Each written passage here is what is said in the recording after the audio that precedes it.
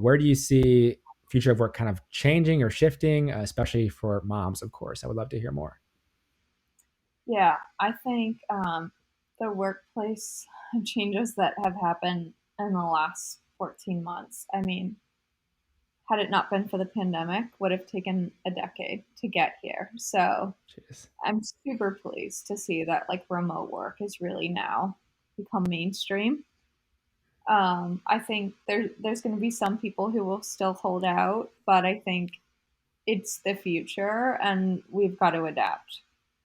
So I'm really excited about what that means for our business, of course. Like moms have always been disproportionately penalized by their inability to be in an office and networking in person, etc.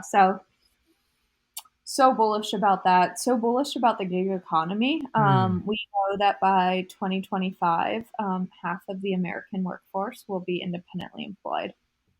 So freelancers, free agents, entrepreneurs, solopreneurs, mompreneurs, whatever you want to call them, like people want more agency over their career, right? And people are not spending 3 decades at a company and getting attention anymore.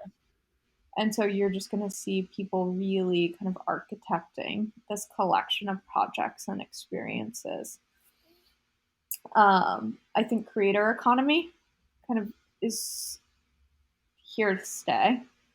I think, I look at other businesses that have serviced similar audiences to us, like Etsy, Yeah. and the value that that's unlocked. And I get really excited thinking about what the creator economy could mean for the Mom Project. We've been pretty disciplined to kind of stick to more professional work, but I see, so many moms wanting to be creators and builders and entrepreneurs. And so I get really excited about eventually serving that segment of our of with our with workforce. that, I would love to. So with that, and then like the creator economy, gig economy. I mean, obviously you're paying attention to these things because of your business, of course. So what do you think if it does shift towards that, like you mentioned, with like half going to like a more gig economy and more like work for everyone, like being like freelancers or entrepreneurs of some sort? What are some of the potential things you think need to be built for that, or resources they need for that? Like, I would just love to hear if you have any insight on like what we may see coming up or what you think needs to be built because of that shift in kind of the way people work.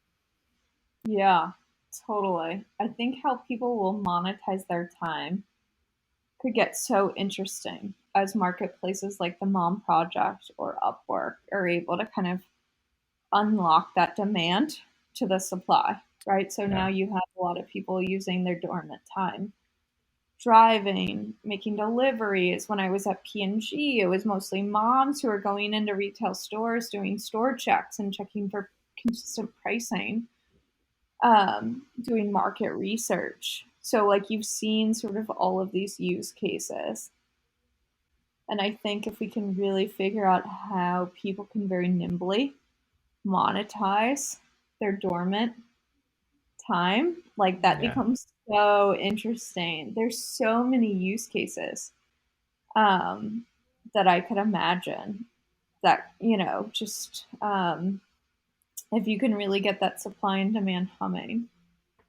And there's clearly a market. I think people have settled for less, right? Like, how many moms do I know from my high school who are college educated and participating in MLMs, right? Like, I know when given True. an opportunity, like, the demand is there.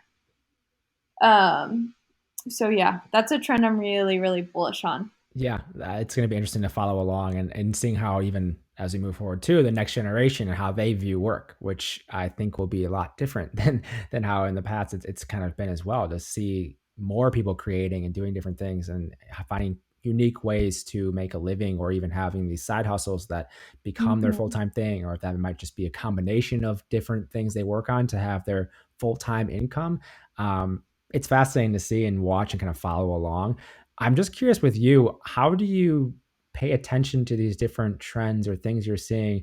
You have this data set of all the moms on your platform, but is there anyone else you follow or any other resources you look at to kind of keep tabs on what's happening, or just list of competitors you're looking at? I'd love to hear just anything you're watching as well, Allison. I don't know. I love drawing inspiration from like the non-business world. That there's an entrepreneur and author, Scott Belsky. Yep. Who's going to be really and like what he borrows from like the creative process and building process. So I think there's inspiration to be had like everywhere, and I think for me, it's like connecting the dots of like something totally unrelated. Like, how could that work as a mom project? Like, how would that work for moms? And like borrowing those principles um, of things that would not be otherwise obvious. I really love. But yeah, I try to like read a bunch of stuff on all types of topics, and I don't know, just stay culturally relevant, I Yeah. guess. I mean, yeah, there's so much, right? There's so much to consume. So it's like you're trying to run a business and then also like learn, for the higher level direction and everything as well. It's kind of a insane world.